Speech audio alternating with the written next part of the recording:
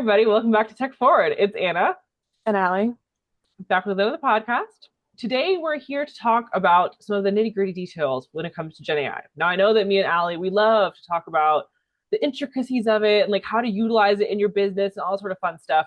But I think based on some of our like research and talking to people and just a general perception of AI in the world, there's a lot of misconceptions when it comes to Yeah. utilizing it and then also the impact that it's going to have. And so today, me and Ali want to discuss this a little bit further.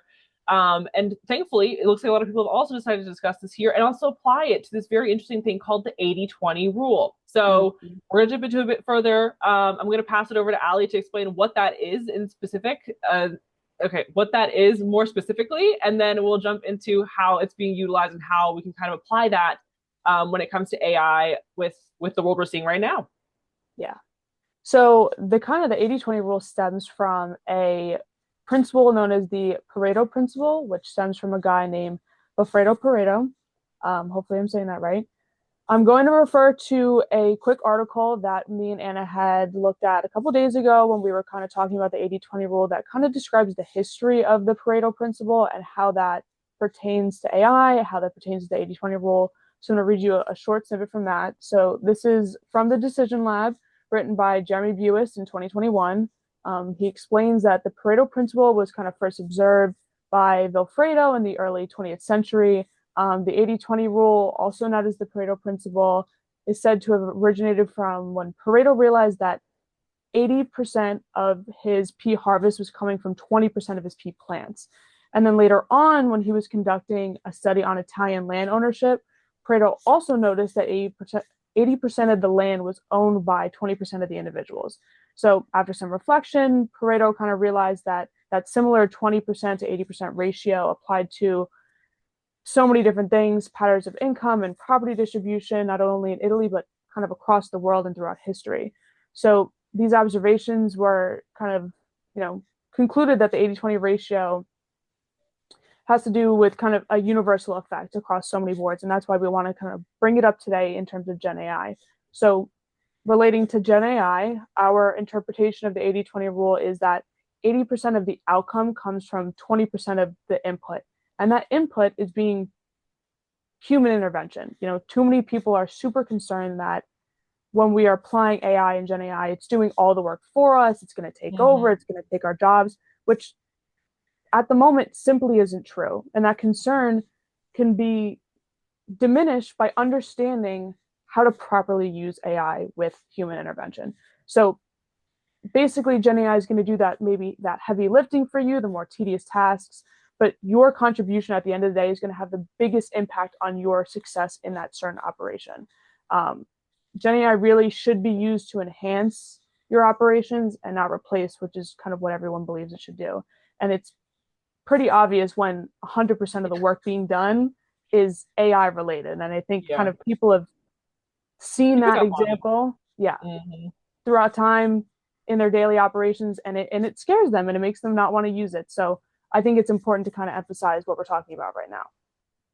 Yeah, so I think whenever I kind of think of the 80-20 rule, I think the big idea that I kind of take away from it is the whole concept of you shouldn't be basing your decisions off of what AI kind of gives you, right? Like Yeah. you should know when it's time for me as a human to step in and Mm-hmm. give my piece. And Yep. I can utilize AI if I need to say, for example, like maybe I want to look into a data set or something like that, right? Sure, that sounds awesome, sounds great. But I'm not going to sit here and use what AI kind of pushes out Yeah. at me as the end all be all of the information that I'm looking for, right? Mm-hmm. And so I think a really big part of utilizing AI, and this goes for like so many different industries, different people utilizing AI, you have to understand what you're looking for when it comes to what you're asking of AI, right? You have to understand that you don't want to rely on AI to just kind of give you an answer and then just Yeah. take that at face value because Yep. AI is very smart. And if you have the right people on your team, you can train it up to really give you some really great insights, obviously. But at the end of the day, you are still there to kind of discern what is right, what's wrong, kind of taking it that Yeah. final step so that information isn't being misrepresented or misinterpreted. And then also just having that like again the degree of like how would you say this here? It's almost it's like a self-reflection of like I can't just listen to what AI is saying. Oh I have yeah, the to think authenticity of the further. work being done, like, Yeah. you don't want everything from your business kind of being built upon what AI has to say. It's what you guys Yes. have to say, and that's where that human intervention comes in. Yeah, 100%. Because I think people are very easily becoming over reliant on technology these days. And like, it Yeah. makes sense because so much of what we kind of created for ourselves is built to be making our lives easier, right? Like whenever I hop in my car and like my phone automatically connects to my car, that's awesome. Love that. No need for an Hmm. aux cord. You know what I mean? Like that's awesome. That's great. So much of technology we kind of have taken into our lives and like just kind of taken it at face value. Like, Yeah. this works to my benefit. But you do have to, like a certain degree, be able to discern when it's helping you versus like when you have to kind of put Yeah. yourself in there. Um, and I think this is especially important because this is really going to impact the way that we kind of see people utilizing AI in terms like Yeah. employees, in terms of students. Like we're already seeing it now, right? Like we're seeing how these impacts of AI are kind of playing into it. But even for things like, say, for example, like writing stuff, right? I've noticed I myself sometimes I become a little bit overly reliant on AI, and then I'm like, I forget these like basic things that I Yeah. learned in school, and it's about kind of taking that step back and being like, hold on, like maybe I should, for myself, not be utilizing AI as like a Yeah. crutch. You know what I mean? Sure, I can sit there and like if I'm saying something and I'm rambling on with the sentences I'm probably doing right now, God bless. But like if I'm rambling on with the sentence, it can tell me, hey, maybe think about condensing it to be like this here. But Yeah. I shouldn't be here typing out the most strange string of like letters and being like, why can't it tell what I'm trying to say? Like at a certain point, you have to look at it as a human and be like, maybe I need to Yeah. kind of step in and intervene myself. I completely agree. I mean, I think how you should look at AI is it's a tool that can either hurt you or it can help you. And at the end of the Yeah. day, when you rely on it too much and you take things that it does or says for face value, it's hurting you. It's Mm-hmm. deteriorating the skills that you've worked so hard to develop over, time in school and your jobs and things of that nature. That if you're relying so heavily on the outcomes, what's the point of you then? You know what I Yeah. mean? Like if it's Yeah. going to give you the answer or the written explanation or an email that you're going to send out, why were you hired in the first place? So, Mm-hmm. like you said before with education, I think this is something that over the last couple years, really, it's been a while at this point, has been an issue in the Mm-hmm. education space where obviously ChatGPT and things of that nature are available online to anybody and everyone that can access the internet. And students are smart and they're picking up on this and they know that they can go on there and help themselves with their homeworks or their essays and things of that Mm-hmm. nature. And these universities and schools and, probably from middle school to higher ed, they're pushing against the use of AI. And the more Yeah. you push away from a concept for kids and students, the more they're going to want to use it. If you say not to touch something, they're going to touch it. So when it comes to AI, there needs to be that input from the school's perspective of how to properly use it as an aid. Because I can tell you right now, if you typed in, you know, give me an essay on the Revolutionary War, your teacher's going to know. Your teacher's Yeah. going to know that you didn't write it. Yes. But if Yeah. you're taught how to use that as a tool to enhance your writing, to enhance your knowledge, it's Mm-hmm. going to do wonders for the next generation. I think that's the safe step we need to make as a society in education and also in the workplace.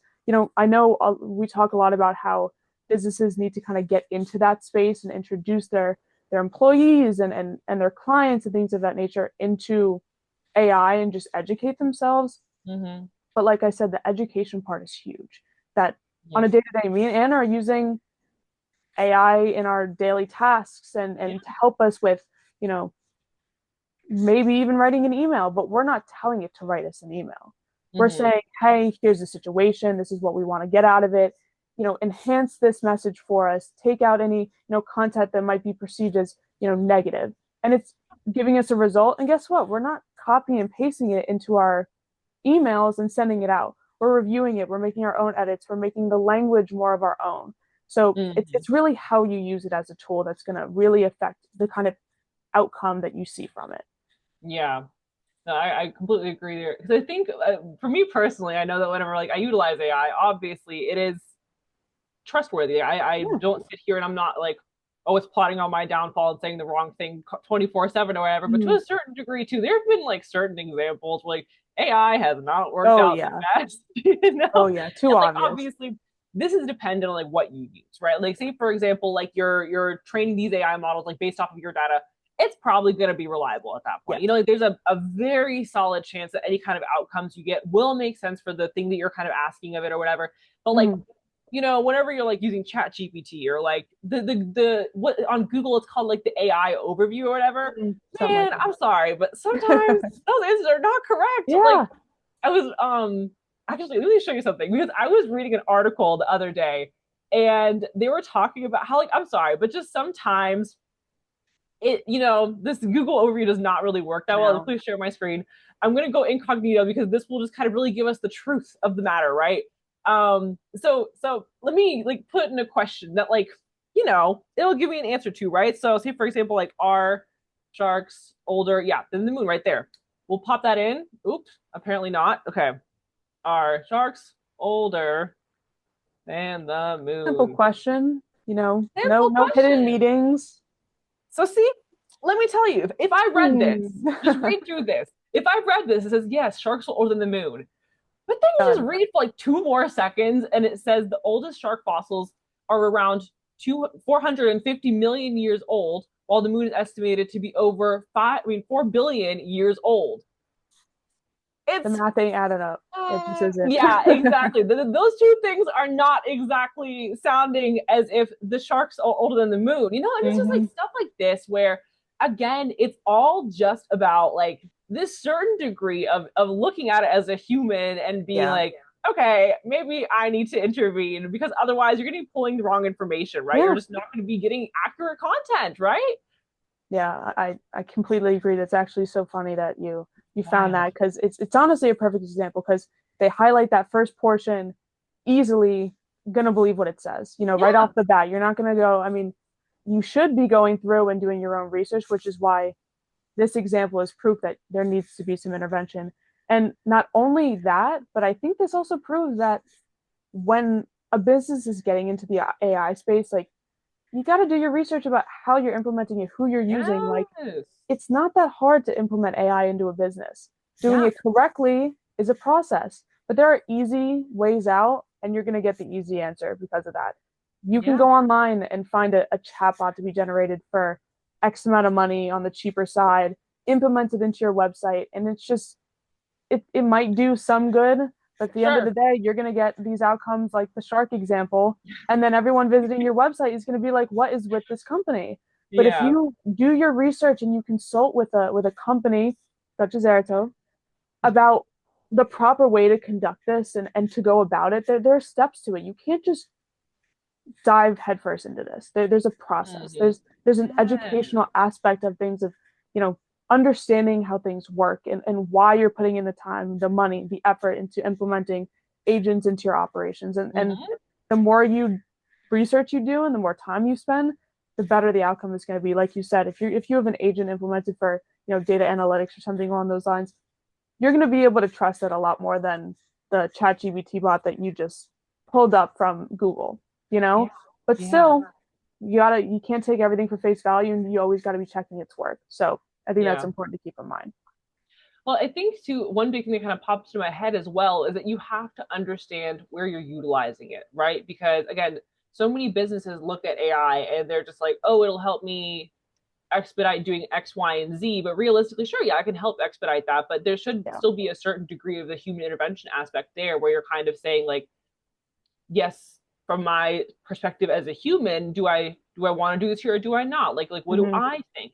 And I think that's like one very big thing that we prioritize when it comes to our work that we do is just the whole idea of if we're helping you develop a use case, where is this going to fit into your business? Like Yeah. what problem are you looking to fix, right? Like how do you want to utilize this? Because we realize that like AI, it's not going to replace humans if you know how to utilize it Yeah. correctly. You know what I mean? If you're truly utilizing it how it should be utilized, there's no way it's going to replace a human, right? Like, say for example, if we're talking like HR, right? Mm-hmm. Like if we're talking about the HR department, and you're utilizing AI to like scan through resumes or whatever, right? But you're saying, hey, can you just like summarize what's on this resume right here so you Mm-hmm. can kind of help me Okay, sorry guys. My mic just died, so we're back. I was on a ramble. Poor Allie was just sitting here like, "No, girl, we can't hear you," but we're back now.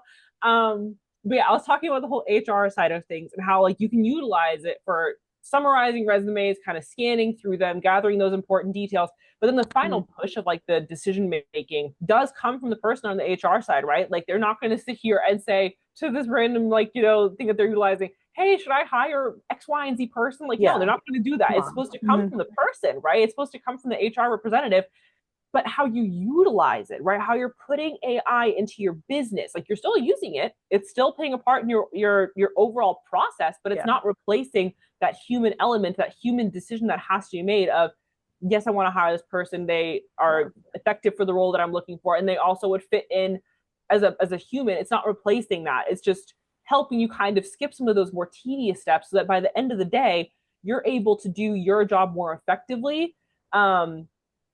Versus, spending a lot of time being bogged down by these manual things over and over and over again, right? yeah. hmm I think that goes back to kind of the authenticity of the work you do in a business as well. Like for that HR example, if every person in your company was hired based on what a robot had to say, and then the emails going out to all of your clients is based on the opinions of an agent you put in place. Don't get me wrong, I'm not saying don't utilize it. I think it's a great tool and it will push you to be the best in your business Yeah. if done correctly. But no one wants to know and rely on a Gen AI application to do all the work. It comes down to the heart of your company. Do you Mm-hmm. want everything to be built upon a chatbot? No. Yeah. No one wants to deal with that. No one wants to think about that. So the authenticity part of your company comes from that human intervention. I think that is vital to anyone looking to get into AI. It's, emphasize that human intervention to uphold the authenticity of the work you're doing for, your clients or anybody else that might come into contact with what you do. Mm-hmm. Mm-hmm. Yeah, no, I totally agree. I think the final sentiment I want to share when it comes to this whole topic, because I could keep going. It really just tickles my brain. But I think the biggest sentiment that I kind of want to push across here is that AI is not going to replace people. Mm-hmm. AI is going to help those people become irreplaceable. That's the biggest thing here, right? So I think that's, again, from my side, biggest thing I kind of want to push through, biggest sentiment on my side. Yeah. Yeah, couldn't agree more. Couldn't have said it better myself. I think you kind of wrap that up with that. I Little mean, nice little bow I there. completely agree. Anything else from your side? No, no, I've said my piece. I think I'm good. Awesome. So I think that'll wrap up today's episode. I think it's important for everybody to kind of consider the points we talked about today. It's important to educate yourselves on the topic, like we keep saying. So make sure you go ahead and do that. If you enjoyed this episode, make sure you tune into our next one. Check out our previous 3 episodes we got going on. We hit on some really cool points. We had our first guest last week, so that's exciting as well. You should go check that out. And if you want to contact us at all, feel free to email us at podcast@solutions.airtove.com. We'll be make sure to, consider what you got to say, get back to you. We'd love to have a conversation with some of our, listeners. But with that being said, we'll catch you in the next podcast.